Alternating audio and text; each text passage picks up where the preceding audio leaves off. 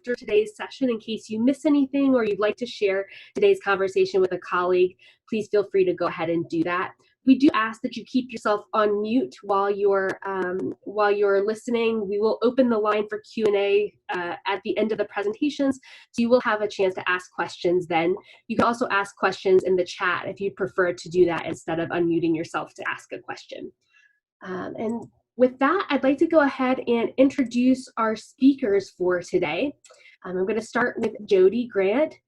Jodi is the Executive Director of the Afterschool Alliance, which is a nonprofit seeking to educate the public, the media, and policymakers about the enormous potential for quality after-school programs and how programs across the country are inspiring children and creating opportunities for them to succeed academically, socially, and professionally.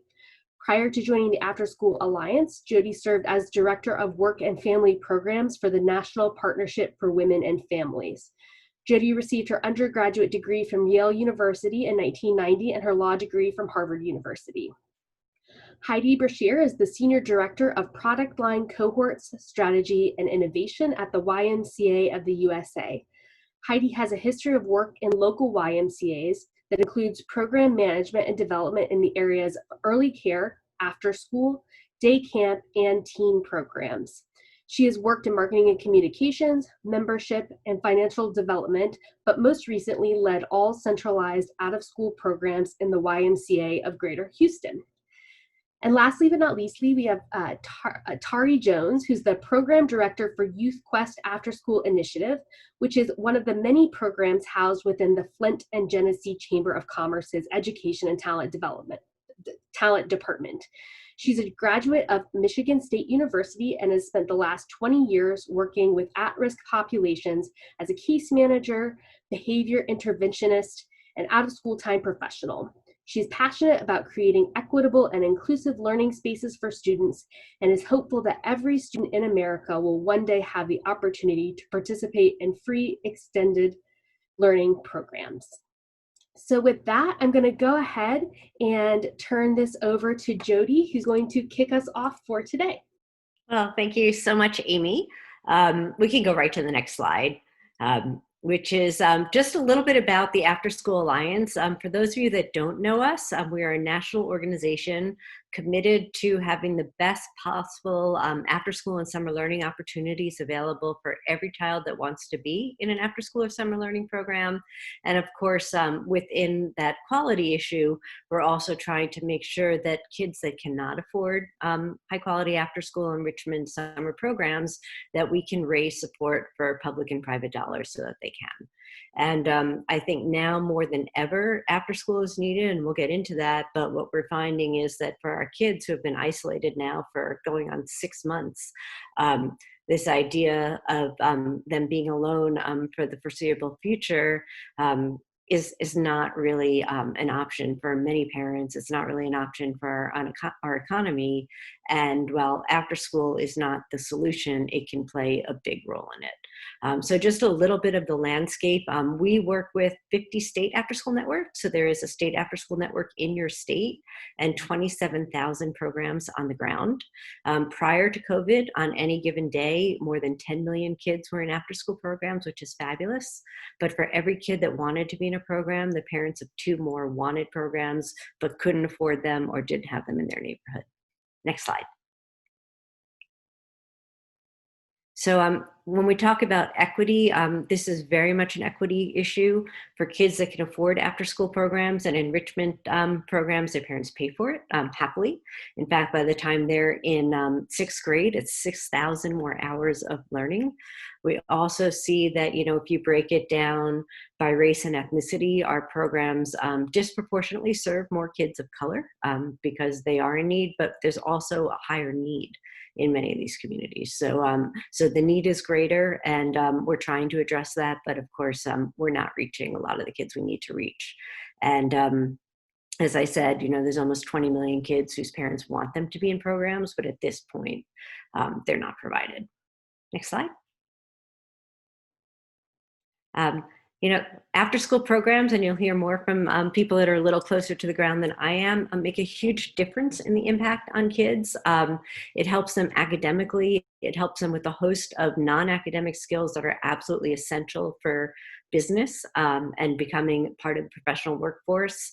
And, you know, and we see that this translates not just in school success, but in life success.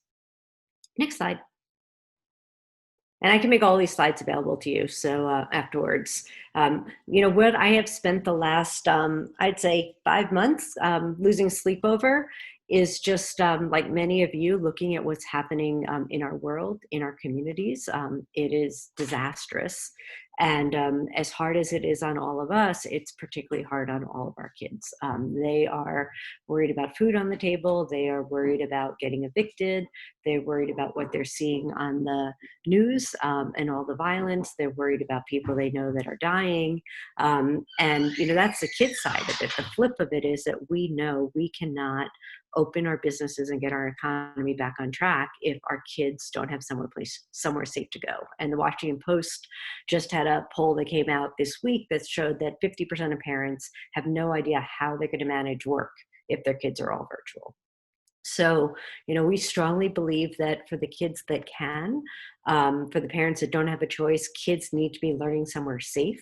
That, you know, we were looking into schools with staggered schedule. I think more and more it's virtual schedules, but either way, after school providers can create small hubs or pods of kids with one instructor following guidelines that, you know, I'm thrilled Heidi's on this call, that were developed by the Camp Association, supported by the American Academy of Pediatrics and the YMCA, to really follow the best health protocols to make sure that kids are as safe as possible. And one of the things we want to see is that if there's virtual learning, there's no reason that you can't have a handful of kids, if we think creatively, in a library or in a vacant school building or in Parks and Rec or in a museum, where they're actually not learning alone, but learning together with a compassionate young adult or adult with them. Next slide.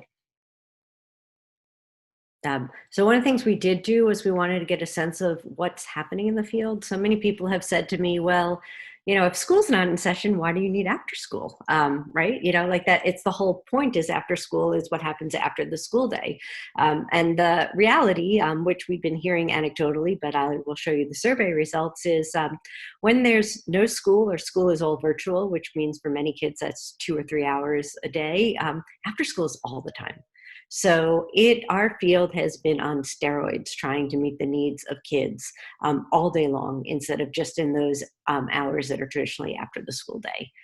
Next slide, please, Amy. So we found that almost 20% of programs are the ones serving children of essential workers. A shout out again to the YMCA, Boys and Girls Clubs. And as you'll hear, they've been serving these kids really safely. If you follow protocols, there's no guarantee that people won't get sick. Of course, you know, we know this virus is pervasive, but the health records coming out of these centers is extraordinary. And by keeping kids in small pods, if somebody's exposed, it's a way to shut one group down without shutting down everyone and without exposing everyone. Next slide. One of the things that we found is that 70% of after-school programs are still providing services. For programs in low-income communities, it's higher, not lower, and that's probably because they are mostly based on federal funds or philanthropic funds. The fee-for-service programs are the ones that are hit by far the hardest. Hard for parents that are losing their jobs to pay for an after-school program, or parents that are home and really struggling. And what we're seeing is everything from all-day virtual programming to in-person programming to meal delivery, lesson plan delivery. And I think most important is check-ins. So a lot of our after-school teams are checking in with kids either over Zoom, over old-fashioned telephone, or in some cases where those aren't options, I'm literally showing up on porch steps to make sure that our kids are okay. Next slide. Of course, are people that are on the front lines in these after-school programs, the ones that are interacting with the kids or unable to interact with the kids because they've kind of just fallen off the map, are very, very concerned about what's happening today, about our kids, about their families, about what the future is going to look like. And I think this is very real. I think that there's been all of this focus on academic loss, which is very real. But I think before we can even think about academic loss, we need to make sure our kids are okay and they feel safe. And part of that is going to mean getting our economy back on track and giving their parents jobs where they can work. So I think that we really need to focus on some of what we call the social emotional skills and support and mentoring so that then we can catch up on the academics. Next slide. This is very real too. We finished the survey in June. We're back out in the field now. A huge fear that programs won't be able to operate. And this could be because of funding, but it also in many places is because of space constraints. Programs that operate in schools aren't being allowed into schools.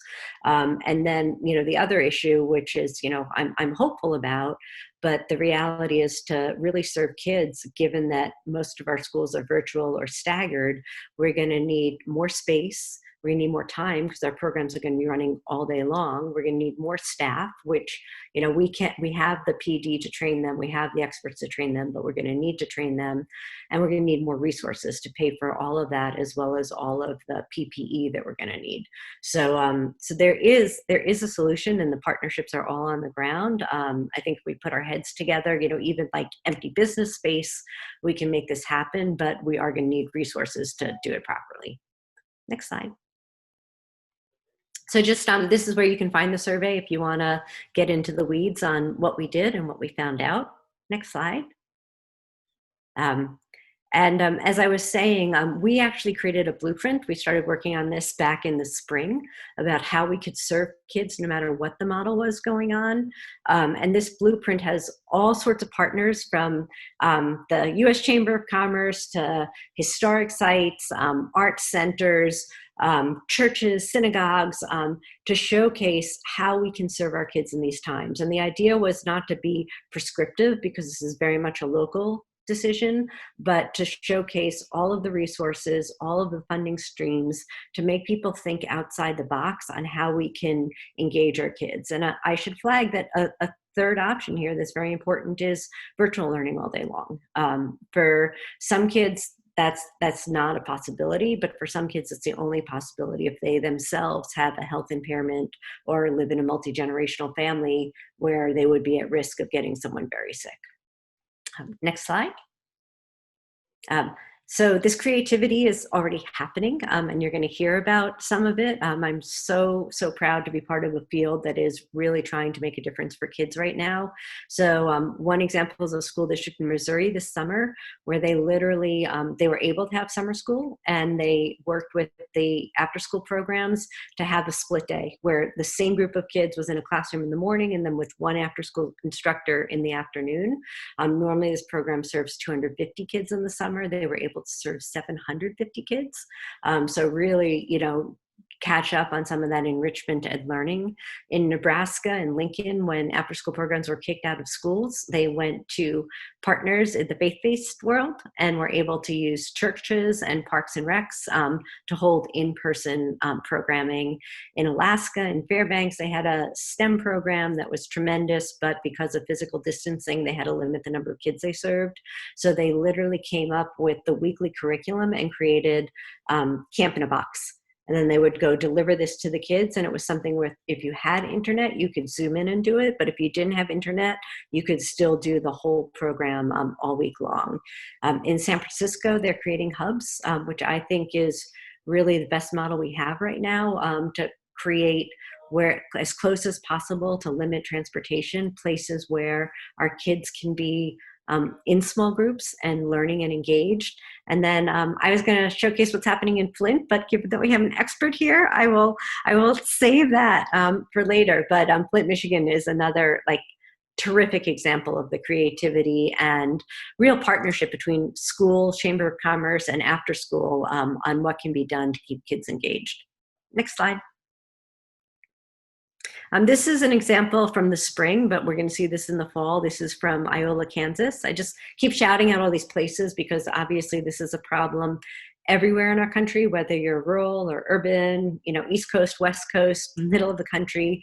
And one of the things they found was their school went all virtual, but as any of you, if you have kids know, all virtual might mean you have a class at 10 and a 2 and a 3. It's random when the classes are. They're not filling up the whole school day. And so this after school program made sure to have activities going on all day long that kids could tap into to keep them engaged. Next slide.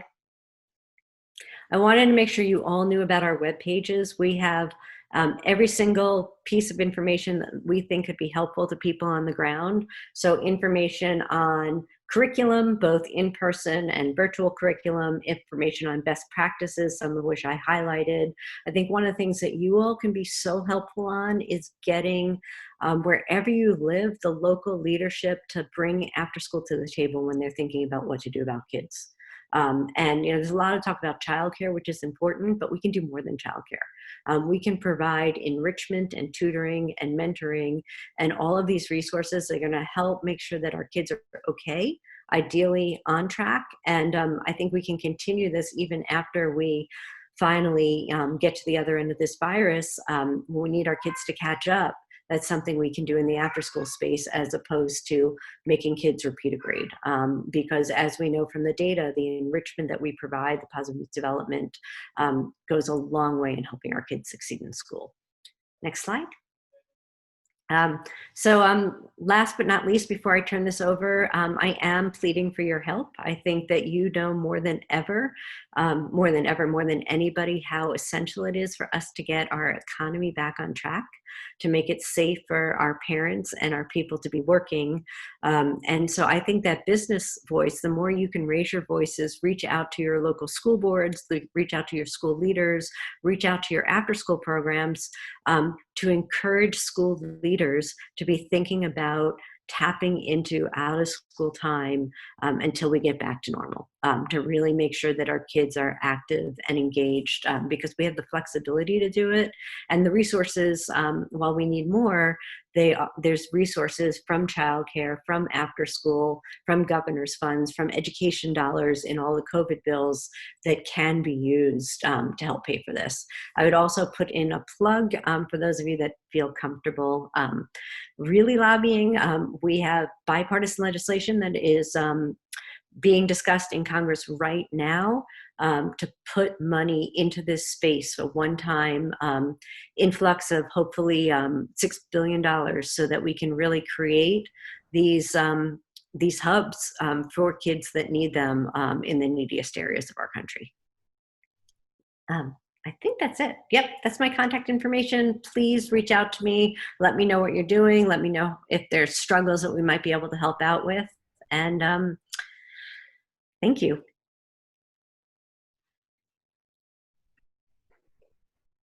Thank you so much, Jodi. This is Heidi Brasher from YMCA of the USA. And I will just say personally to Jodi and to those on this webinar today, the YMCA could not do what we have done through pandemic and into the fall, what we're doing without Jodi and her team and the amazing resources. We have taken the blueprint, we have taken all of the resources and are moving forward. So Jodi, thank you, and thank you for setting up perfectly what's happening in the landscape of this out of school time. And I'd love to tell you a little bit more about what the YMCA is doing. So Amy, next slide. The YMCA serves in more than 2,600 communities across the country. And so our reach is from Washington, state of Washington, down to the state of Florida and everywhere in between. During pandemic, we adjusted and pivoted very quickly. The majority of our bricks and mortar locations, over those 2,600 locations, shut down, and many of them reopened as emergency childcare sites. More than 1,100 served primarily families, first responders, healthcare workers, essential workers in their communities.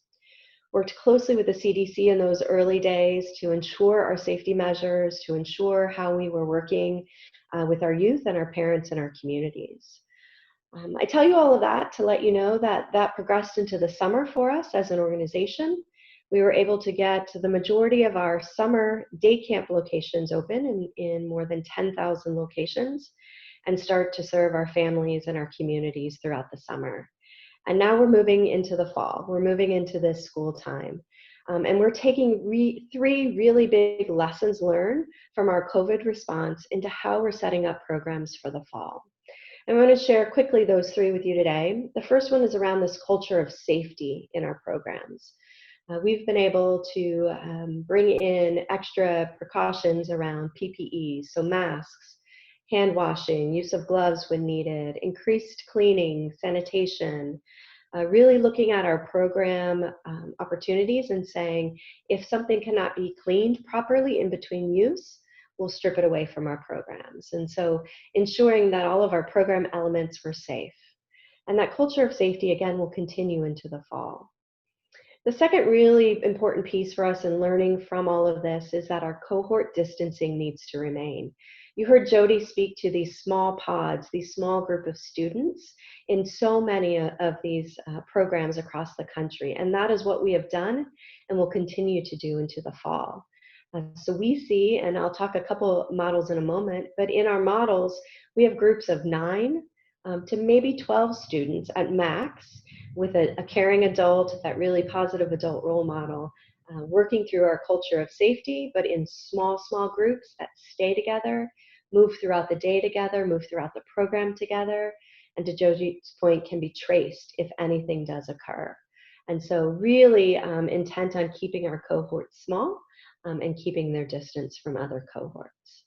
And then the third, again, is for us, it's about reduction, not prevention. You'll hear this message quite a bit as you talk to anybody in this industry. We cannot prevent every case or any spread that's happening, but we can reduce and mitigate the risk for our youth, for our families, for our staff as well. And we do that by that culture of safety and that cohort distancing. And we really are careful about how we message and communicate with our parents and our youth through all of this.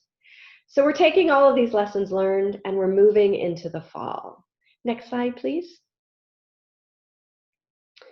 You'll see here, I bring this quote in from Karen Pitman, who's a guru in this space. And this really is meant to help us understand our transition from that after school space into that out of school time space, right? After school is all the time for us right now, especially in these virtual learnings that we're seeing our students in. We need to provide that enrichment, that care throughout the day. And so the transition for industry, for us as a YMCA, is really to think about out of school time as all the time. And for us, that means our YMCAs are starting to ask really critical questions, like who in our community are the partners that we need to make this happen? How do we adapt our program offerings to fit this new reality? What changes do we make to our programs and our physical facilities to make this happen? Next slide, please. I wanted to show a little bit of survey data from another partner that we have in this space, the Association of Elementary School Principals. They've done some great data and some research with their principals about how they feel. And you heard some of this in Jodi's data as well. But we really lean into what our principals are feeling and our school districts are feeling, because we know as an organization, we need to partner with them to ensure our students' success. And so these are some of the items that as we talk to our school partners and our principals that we need to address, right? Health and safety, not only for our staff and their staff, but for our students. How successful we can be in, again, that mitigation of risk, that reduction of risk. And then what are some of the areas that they really need us to lean in on? We're hearing some additional things that they would like us to be a part of, and I'll show you that in just a moment. So just an idea of the landscape. We'll go to the next slide. I told you a few minutes ago we couldn't do what we do without Jodi and her group, and so as we started to think about the fall and how we can be a part of the solution for communities, we leaned on the blueprint very heavily from Jodi's group, and really spent time to think about what are the models that we're going to see in our schools? What are those potential scenarios that we as an after-school provider and now an out-of-school time provider really need to think about how we can come alongside and be a part of. And so we had these models that were outlined for us: a virtual model, a traditional in-person model, or the hybrid model. I think a month ago, many of our school districts were really looking at this hybrid model and thinking, how might we be able to bring some of our students back in person, and then have some go virtual as well, or a mix of that for students as they move along. What we're seeing, even in the last couple weeks, is a much larger transition to this first model on the screen, the virtual model, where our students are learning virtually throughout the school day. Many of you will have students on this call and are feeling this, and we know that we're hearing day by day schools transitioning to this virtual model, just not prepared or feeling prepared to open up to a face-to-face option. And so our YMCAs are leaning in this space. Again, we want to support the school day. We want to support our school districts, in no way supplant what they're doing, but definitely want to support. And so our YMCAs are setting up across the country what many of our YMCAs are calling learning labs, or learning academies, or YMCA academies. They're getting creative with names across the country, but really starting to say, okay, a child has to be in a virtual learning setting from anywhere from 3 hours a day to 5 hours a day, depending on the school, the district, their grade level. How can we at the YMCA help provide an equitable learning environment for all students? And one of the ways that we do that is to take, again, those learnings that you heard from the pandemic and emergency childcare time through the summer, and stand those up in the fall in these learning labs. Small groups of students sitting together in a space designed for learning, designed to really walk beside them with their teachers in that virtual learning day. In addition to that, as Jodi pointed out, again, so wonderfully, the importance of the wraparound support that we can provide through academic enrichment, we'll talk about that, through social emotional learning, and some of the other supports. And so really starting to lean in to this virtual model. We are, as an organization, seeing anywhere up to 75% of the districts that we work with at least begin their school model in this virtual model. There are some examples of schools going back in that traditional model, and while we will still serve in that after-school space with them, even those after-school programs look much more like our emergency response. Small group settings, increased safety measures. Next slide.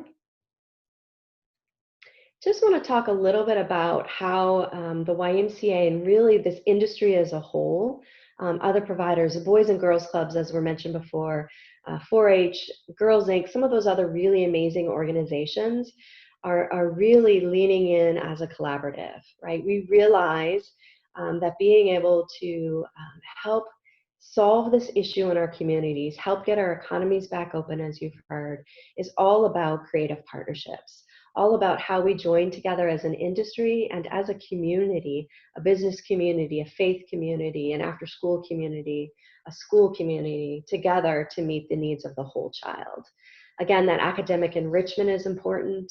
We're leaning in spaces of STEM and arts, but also physical education, right? The physical activity that our students have been missing, we're embedding in this work. We're embedding in these learning labs and these solutions to that virtual day, making sure that our kids get out and move, but also that our kids play.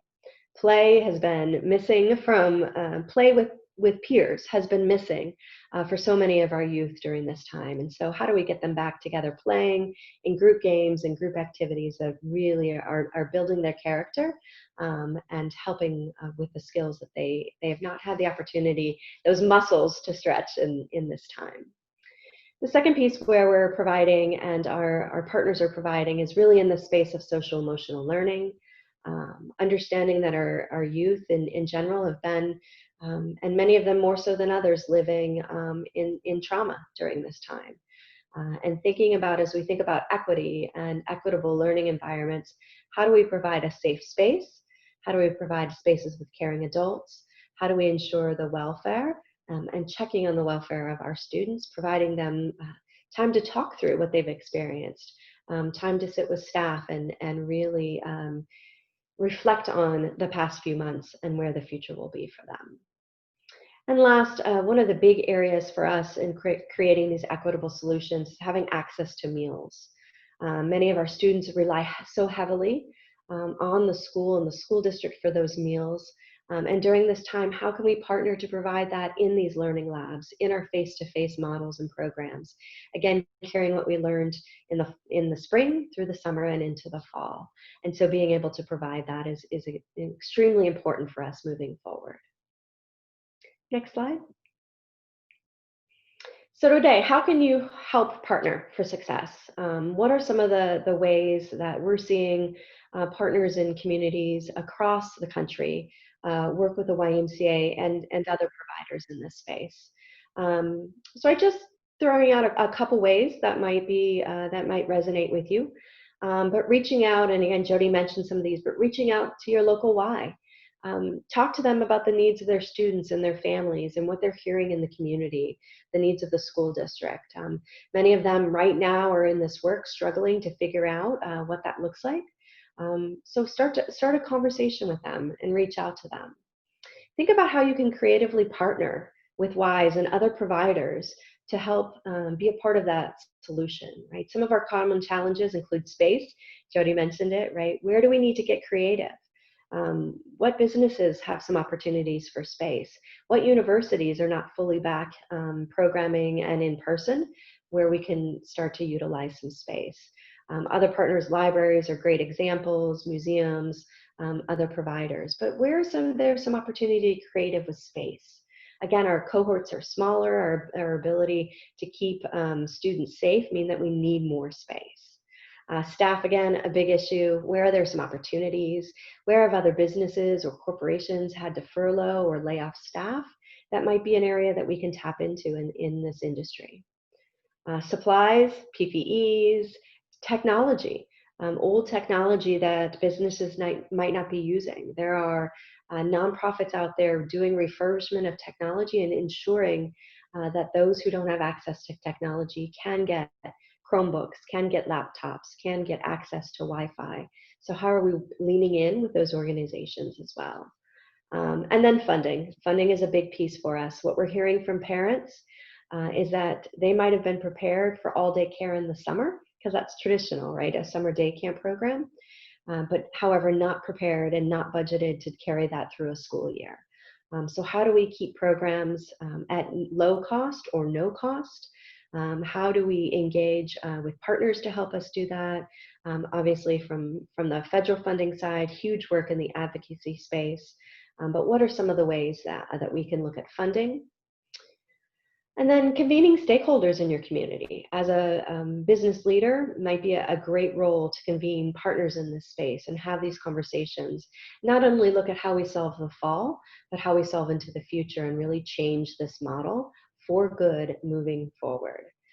And again, advocating for equitable solutions, right? With local and state officials, anyone that you as an owner of a business or anybody in your influence space can start to open doors to really have those conversations. And so those are just some of the ways that we have seen our business community come alongside the Y and other partners in this space and are continuing to carry that message forward. We know that, again, this is a community solution, not one partner, not one provider, not one school, not one family, and there will be multiple solutions. So how do we provide all of those opportunities to our parents and to our partners? So I just wanted to thank you for everything you're doing so far with us as a provider with the YMCA, but on behalf of all the other providers out there doing this amazing work. We know we need to get our economies back moving, our parents back to work, and our students back in safe spaces where they can learn and they can grow and they can thrive. Thank you. Good afternoon, everyone. It is truly an honor to be here today with other champions for after school, champions like Jodi from the Afterschool Alliance and Heidi from YMCA. And of course, Amy, thank you so much for coordinating this discussion. As was mentioned before, my name is Tari Jones. I'm the program director for Youth Quest After School Initiative, and Youth Quest is only one of 6 programs that are a part of our education and training department here at the Flint and Genesee Chamber of Commerce.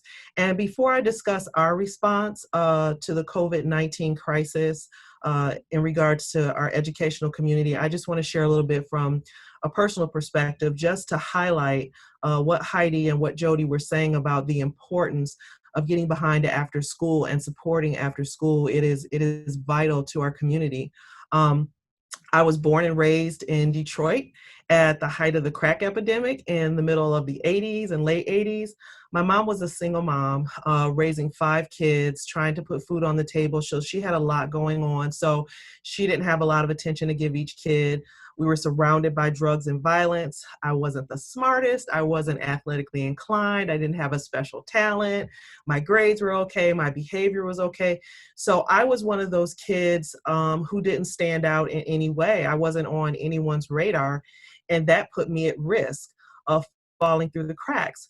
There was an after-school program. It was a local program that was coordinated by a group of large local churches in Detroit, and they started a sports league, basketball and cheerleading. I have horrible hand-eye coordination, so I was like, hey, I'll give this cheerleading thing a try. And on the surface, it may have just been cheerleading, but it became so much more to me. It gave me a creative outlet. It taught me soft skills like conflict resolution and collaboration.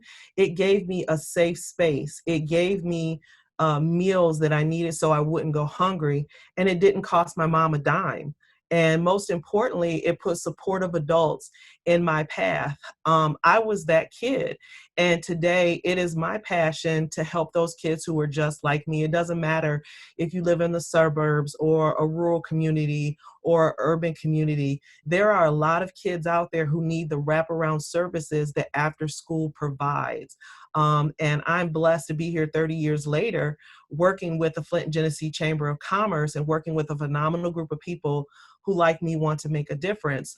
So just to echo what Heidi and Jodi said, it is vital after school. It's not just kids making crafts. They're developing skills that'll help them in life, and it does it in a safe space. So I encourage you in any way that you can to get involved if you haven't already. The Flint and Genesee Chamber of Commerce, our mission is to maximize economic and community growth through collaborative partnerships and promotion of the region. A lot of people jokingly call us the Chamber on steroids because we go beyond the Convention and Visitors Bureau, and we go beyond business development, which of course is vital to the community. But we look at ourselves as having a 3-legged stool, and the legs of those stools are talent, business, and place. And they work together like interlocking gears, and they all help one another.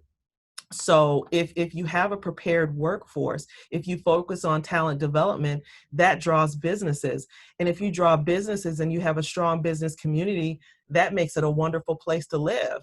And if it's a wonderful place to live, then you'll draw more talent. So they all work together to help build a stronger community. And I'm blessed to be a part of that organization.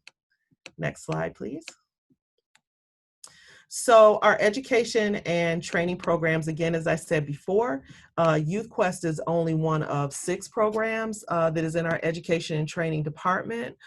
Youth Quest, which is the program that I'm director over, it's a free after-school program that services students from kindergarten through 12th grade in 12 different schools. We have 13 programs total.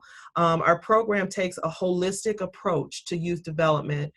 We offer skill building in 6 key areas: academic support, enrichment, so that would be things like your arts and your culinary.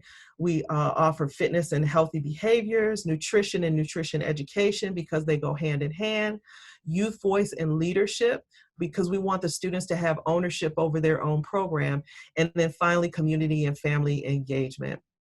Teen Quest is another one of our programs. It is a pre-employment program and a leadership training program for high school students, ages 14 to 19. Students learn things like interviewing skills, resume writing, as well as other skills like time management and professionalism. We host Teen Quest at 23 different sites around the county, and we've serviced hundreds of students. Our SYI works hand in hand with Teen Quest. It is a grant-funded program. It stands for Summer Youth Initiative, and it helps to employ local teens in our community over the summer. The way it benefits those students is that businesses are more likely to hire them. So if you apply for an SYI grant and you're approved, then you can hire a local teen and only have to pay 50% of their salary. SYI would pick up the other 50%. Because of that program, we were able to employ hundreds of students. 600 of them participated in our virtual job fair. 231 of them were placed in 22 different agencies around the county. And many of those agencies are looking to keep those kids on even beyond the summer, possibly into the winter, on weekends. And they've even called dibs on our kids for next summer because they're so impressed with how Teen Quest has prepared them for the workforce. Career Edge is the adult counterpart of Teen Quest. It works with adults who are either re-entering the workforce or they need skill building in order to obtain and maintain a job. And then finally, we have Flint Promise Scholarships. It's a scholarship program for graduates of high schools located in the city of Flint. So you have to be a Flint city resident and you have to attend one of the schools that's within the city proper. It is a last dollar scholarship. That means that once your financial aid and scholarships cover your tuition and costs, that Flint Promise pays the remainder of that. So many of our students have no cost and they're able to attend college, something that would have been out of the realm of possibility for their families without the scholarship. The Flint Promise Scholarship is administered by the Flint and Genesee Chamber of Commerce. And all of these programs work together to build a stronger community. And I'm very proud and I'm impressed. Next slide, please. Of course, we were going strong with all of these programs. And then COVID hit. We were in full swing, and our staff quickly realized that the needs of the community weren't going to change since there were restrictions put on us. Actually, they were going to compound. So we had to pivot very quickly to respond. In the early weeks, we helped to meet basic needs of the people in our community. We did that through working with our schools during food distribution to families. Parents had to create home learning environments for their students. So we made sure we provided hundreds of families within the Flint area with the school supplies that they needed so that their students could continue to learn. We weren't arrogant in thinking that we had all of the answers. We have a saying in my old neighborhood, it's don't talk about us without us. So we knew if we truly wanted to make an impact and truly work together as a community to help people get through this crisis, that we had to go to the community. So we had pulse surveys, not only with our families that we serve, but with our staff. You can't forget that your staff is going through this with everyone else. So we ask simple questions like, what are your immediate needs? What are your biggest worries? How can we support you? And people were very quick to respond. And because of that, we were able to come up with a definitive plan that supported our families. We started to work very closely with our school districts in making sure that students had access to technology. They had access to resources so that they could obtain internet. And then we didn't just leave it at that. We did pulse surveys multiple times because the needs changed as the crisis went on. So as weeks went on and we were talking to families, it wasn't so much those basic needs. It was starting to take an emotional toll on our families and on our staff. So we made sure that we connected our staff and our parents with resources that would help them in their emotional health, what they were dealing with. So we use CPI, which is the Crisis Prevention Institute. They offered free resources during the pandemic that dealt with de-escalation, because, you know, if there's a lot of us in a small space at the same time, issues are going to happen. So they offered de-escalation, and they also offered other ways to deal with emotional health. We also offered mindfulness. Sometimes you just need a minute, or if you don't have a minute, 10 seconds just to stop and center and regroup. So we made sure that our staff and our students had the resources and the techniques and the strategies that they need so that they could get through this crisis. In addition to that, YouthQuest was able to provide remote learning. And I say remote because you meet every student where they are. Every student doesn't have technology. And if they have technology, they may not have internet. Some people in our community are completely distrustful of the government, and they see public education as an arm of that government. So they didn't want to be connected to us in any way virtually. So we also offered learning kits to our families that we were either delivered to their doors or mailed directly to their house. And we were able to do that for 863 students. We provided them with 783 hours of programming. That included everything from story time to math games. We also taught life skills. We taught kids, this is how you clean your room, and this is how you sweep the floor. We taught kids how to make omelets in the microwave. There were scavenger hunts, and we still wanted to give kids an opportunity to explore different interests. So we also offered activities like Bollywood dancing and sign language. We wanted to make sure that even though we weren't in a brick and mortar space, that our students still had the opportunity for engaging and high quality programming. Our Teen Quest program, it's typically a 5-week program. The World for Michigan shut down Michigan March 13th, and we had 75 students that were waiting to graduate. So we were able to complete those courses online with those students. They were able to graduate, which made them eligible for the job fair, which made them eligible to work this summer. And a lot of those students are working right now, including my daughter. We work together with other organizations, the Community Education Initiative, Big Brothers Big Sisters, to come up with 4,000 care packages for our families that included things that they needed, like toilet paper and paper towel and socks, things that we might take for granted, but was in short supply for these families. We found out during this that it was important to continue to strengthen those relationships. Many hands make light work.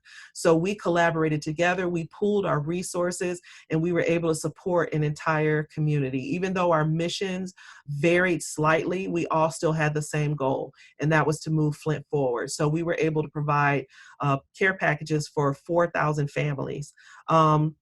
And again, the virtual job fair, 600 kids interviewed, 231 of them were placed, and we're very proud of the work that we're doing. Also, we have a program called YQBiz. It's our youth entrepreneurship program, and it gives students the opportunity to learn what it means to be a successful entrepreneur, to start a social enterprise, because we have a lot of students who want to make this world a better place than what they found it. It also gives them the opportunity, even if they don't want to be an entrepreneur, to skill build, again, with the critical thinking and a small group work and collaboration. We were able to continue that program in the summer. Our students, our high school students in YQBiz, were able to participate in a countywide competition. And this speaks to the success of our program. There were over a dozen school districts that were involved in this pitch competition. YouthQuest was the only after-school program that was invited to compete. And out of all of those students, 5 of our students in YQBiz were finalists. And 2 of them went on to win the county competition. So we were really excited about helping our young entrepreneurs continue on with their businesses. And those are just a few of the things that we were able to do in response to the COVID-19 crisis. Next slide, please. And then finally, what are the benefits of investing in education and talent? Again, there are a lot of people who don't quite understand why. We have an education and training department at the chamber, but again, it's vital to the strength of our community. It enables you to have a better prepared local workforce. If you work closely with the school districts, you're able to align what you're doing in your after school program with the curriculum during the day school. Also, it gives those business leaders access to your program, and by proxy the school districts, so that they can talk to some of the school leaders about, this is what we need, you know, to be successful in our business. That helps our school leaders be able to design programs that helps better prepare our students for life, whether you're talking about soft skills, academic skills, or career and technical trades. So investing heavily in education and talent helps to give you a better prepared local workforce. Also, stronger community ties. There are a lot of people who don't know what their Chamber of Commerce does. Everyone in Flint knows about the Flint and Genesee Chamber of Commerce. We're not just seen as the Convention and Visitors Bureau or a place to go if you need advice for your business. We're seen as a true resource, and we're very proud of that, that we are a go-to for a lot of people in our community. It gives you an opportunity to connect local businesses to the community. We work with a lot of organizations who are looking to start community outreach, but they're new to the area. They don't really know the culture, they don't know the climate. And so we're able to serve as a bridge or a connector for those local businesses to the community, which again strengthens your community.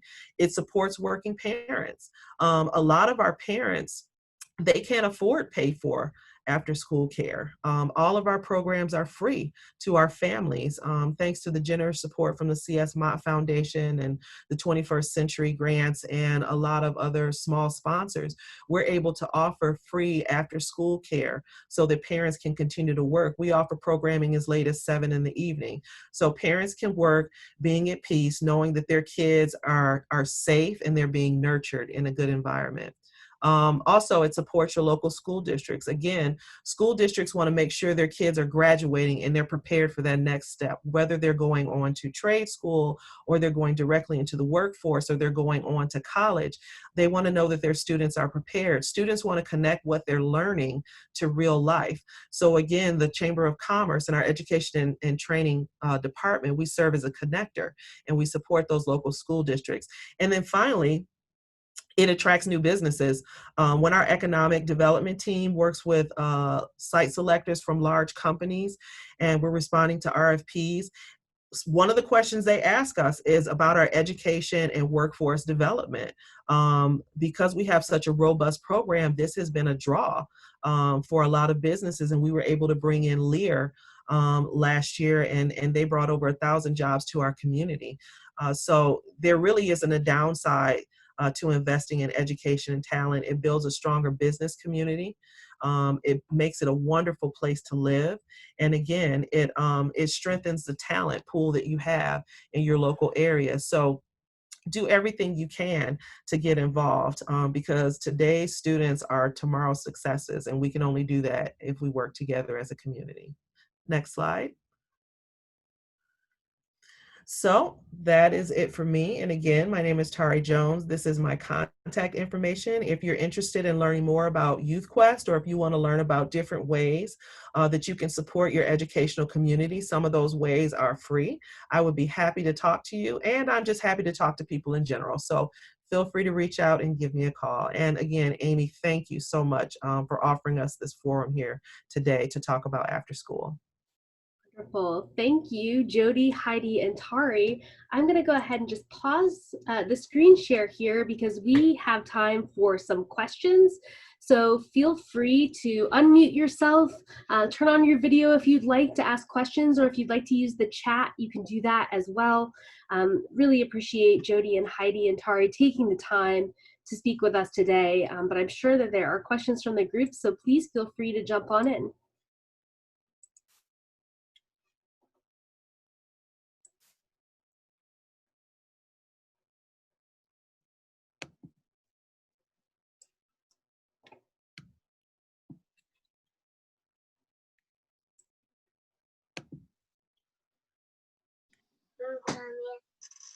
Hi, this is Carolyn Tubbs. I'm here. I work with the Chamber of Commerce in Tuscaloosa, and I'd like to ask Tari a question.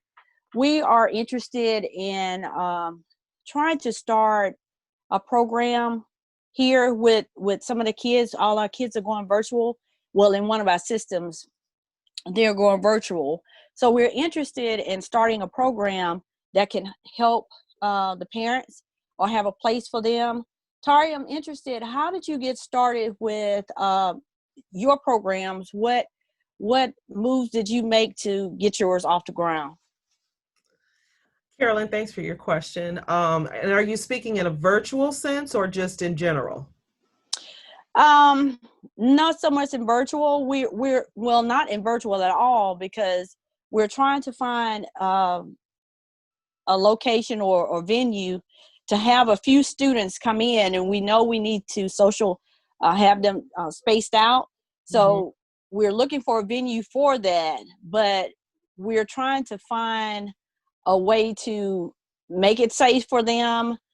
What liability, the insurance that we had to come up with to kind of offset some of that, and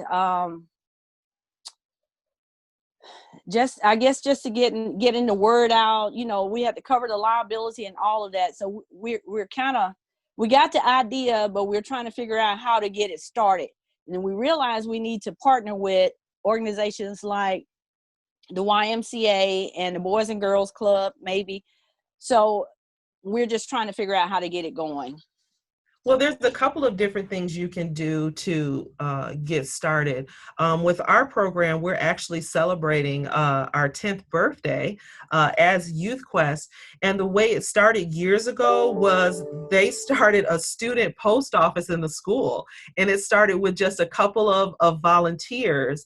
And then from there, we started to seek out grant funding. So the first thing we had to do was kind of assess what the need was, what the families were looking for, because it's different in every area.